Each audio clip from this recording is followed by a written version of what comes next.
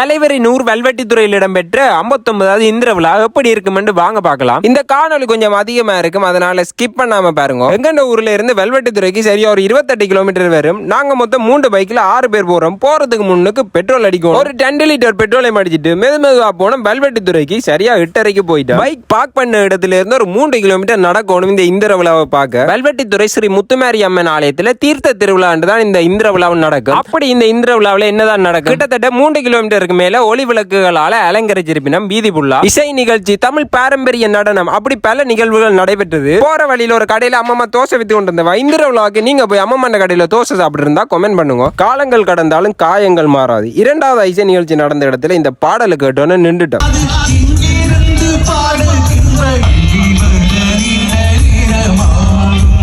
மூன்றாவது இசை நிகழ்ச்சி நடக்கிற இடத்துக்கு போனாங்க. பட்டப்போட்டி எல்லாம் இந்த இடத்துல தான் நடக்கும். உதயசூரியன் கடற்கரை நிகழ்ச்சி ஆரம்பிக்கிறது முன்னுக்கே மக்கள் இடத்தை பிடிச்சிட்டீங்கன்னா தம்பி அந்த பக்கம் தமிழ் பாரம்பரிய நடன நிகழ்வு நடக்குது, போய் பாருங்க அண்ணா சொல்ல இலவசமா கொடுத்த டீயை வாங்கி குடிச்சிட்டு நடன நிகழ்வை பார்த்தோம்.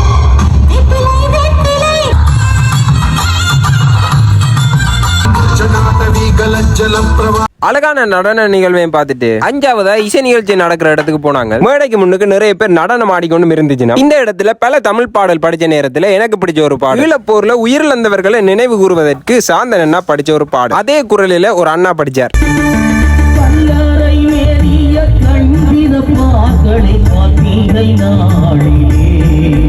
இலங்கையில அனைத்து பகுதிகளிலும் இருந்து இந்திர விழாவை பார்க்க வர்றது வழக்கம். 6வதா என்ன நிகழ்வு நடக்குதுன்னு பார்க்க ஒரு ஆர்வமா போனாங்க. போற பகுதியில எல்லா இடமும் கடைகளாவே இருந்தது. பிள்ளையாரப்பா எல்லாம் நல்லபடியா நடக்கும். அந்த பக்கம் புலிகள் என்ற உருவத்தை LED லைட்டால அலங்கரிச்சு இருந்துச்சுன்னா சரி, இதுக்கு மேல ஒரு இடத்துல நின்றா சரி வராதுன்னு அடுத்த இசை நிகழ்ச்சி நடக்கிற இடத்துக்கு நடந்து போனாங்க. தூக்கம் வேற கண்ணை கட்டுது. போற வழியில இலவசமா கொடுத்த டீயை மண்டி குடிச்சோண்டு போனா மேடை அமைக்க இடம் இல்லாம வீதிக்கு மேலே மேடை அமைத்து இசை நிகழ்ச்சி நடந்தது வித்தியாசமா இருந்தது. விளையாட்டு பொருட்கள் விற்கிற இடத்துல சின்ன பிள்ளைகளோட போனா கண்ணை முடிக்கொண்டு கூட்டின்னு போயிடணும். கூட்டம் அதிகமா இருக்கிற இடத்துல திருட்டு சம்பவம் நடக்கும். அதே நேரம் எங்களோட வந்தாக்கள் தொலைந்து போறதுக்கும் வாய்ப்பு இருக்கு. எங்களோட வந்த 2 பேரை காணையில அவையில தேடி கண்டுபிடிச்சிட்டு இறுதியா வந்த உதயசூரியன் கடற்கரைக்கு அந்த இடத்துல எவரெஸ்ட் மலைச்சி 5 பேர் அமைத்துக் கொண்டிருந்துச்சுன்னா இந்த இடத்துல அதிகமான மக்கள் இருந்த வேளையில வானவடிக்கை நிகழ்வும் சில நேரம் நடந்தது. இசை நிகழ்ச்சியை பார்த்து கொண்டு இருக்கிற வேளையில 12 வயசுல ஒரு சின்ன பிள்ளை அழகான குரல்ல ஒரு பாடல் படிச்சாங்க.